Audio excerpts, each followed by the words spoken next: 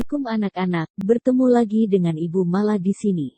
Kita masih di bahasan bab 2, klasifikasi makhluk hidup. Subpokok bahasan kunci determinasi dan dikotom. Sudah siap anak-anak? Kita bahas dulu tentang pengertian klasifikasi. Apa itu klasifikasi? Klasifikasi adalah pengelompokan. Mengapa perlu adanya klasifikasi? Untuk mempermudah mempelajari makhluk hidup baik itu hewan ataupun tumbuhan di dunia ini yang jumlahnya ribuan. Klasifikasi makhluk hidup adalah suatu cara mengelompokkan makhluk hidup berdasarkan kesamaan ciri yang dimiliki. Apa tujuannya kita mengelompokkan makhluk hidup? Untuk mempermudah mengamati, membandingkan dan mempelajari makhluk hidup. Mari kita lihat contoh pengelompokan hewan di video ini.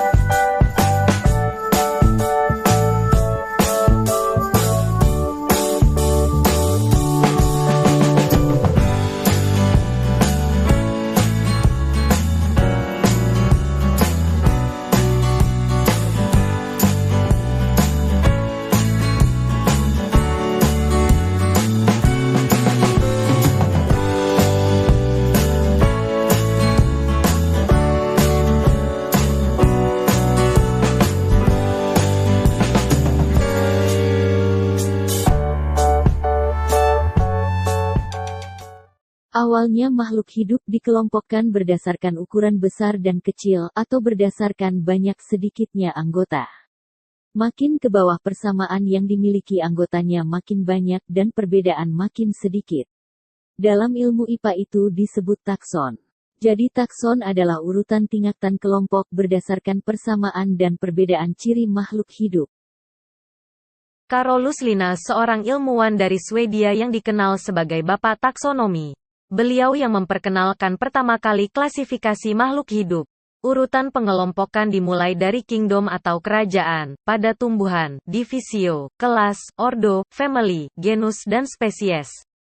Pada hewan tingkat phylum, kelas, ordo, family, genus, spesies.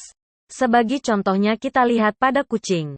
Kingdom Animalia, phylum Chordata, kelas Mammalia, ordo Carnivora, family Felidae, genus Felis, species Catus. Perlu diketahui Carolus Linnaeus selain menemukan sistem takson juga mengenalkan sistem klasifikasi dua nama atau yang disebut sistem binomial nomenklatur. Tujuan sistem ini adalah menuliskan jenis atau spesies makhluk hidup dengan bahasa Latin agar penamaan tumbuhan atau hewan tersebut sama di seluruh dunia. Misalnya di Indonesia mengenal padi, di Inggris rice, di negara lain namanya berbeda lagi.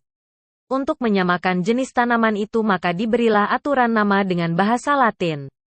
Adapun aturan dalam sistem binomial ini adalah yang pertama terdiri atas dua kata, kata pertama genus kata kedua spesies, misalnya padi dinamai Oryza sativa, Oryza genus sativa species, kata pertama ditulis huruf kapital, kata kedua huruf kecil. Penulisan harus ditulis miring atau di garis bawah secara terpisah. Itulah sistem binomial nomenklatur.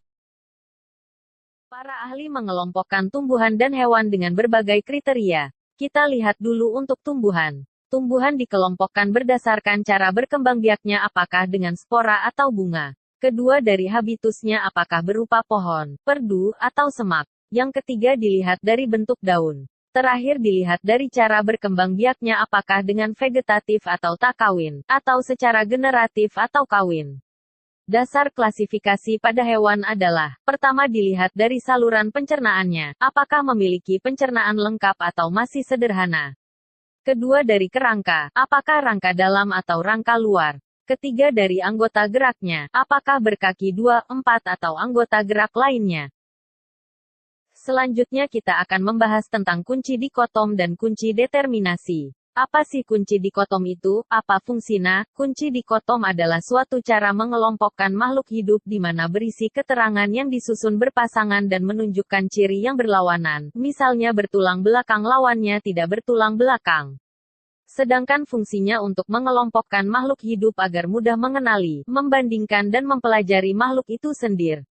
Biasanya ditulis dalam bentuk diagram. Sekarang kita bahas kunci determinasi. Kunci determinasi adalah suatu kunci yang digunakan untuk menentukan filum atau divisi, kelas, ordo, famili, genus dan spesies.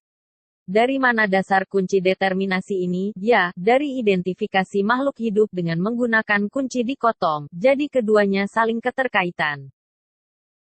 Kita lihat bagan ini contoh pembuatan kunci dikotom dan determinasi sederhana. Perhatikan di sana ada beberapa jenis tanaman, ada suplir, jagung, lumut, terung dan melinjo. Kita buat suatu pernyataan yang berlawanan, misalnya bispora kita beri nomor 1A, lawannya tidak berspora. 1A kita bagi menjadi 2A dengan identifikasi berbatang jelas kita beri nomor 2A lawannya tidak berbatang kita beri nomor 2B. 1B kita bagi menjadi 3A keterangan berbiji tertutup dan lawannya berbiji terbuka 3B, dan seterusnya. Contoh kunci determinasi Ibu contohkan dalam bentuk kuis. Tuliskan kunci determinasi dari jagung. Mari kita ciri-ciri dari jagung. Jagung adalah tanaman tidak berspora kita tulis 1B, kita lihat lagi ciri lainnya, ja berbiji tertutup 3A dan terakhir berkeping 1, monokotil, jadi kuncinya adalah 1B, 2A dan 4B, keterangan di 4B termasuk monokotil. Itulah penjelasan materi kali ini. Silahkan komen di Google Classroom bila ada yang ingin kalian tanyakan. Silahkan kerjakan tugasnya. Sampai bertemu di materi selanjutnya. Assalamualaikum.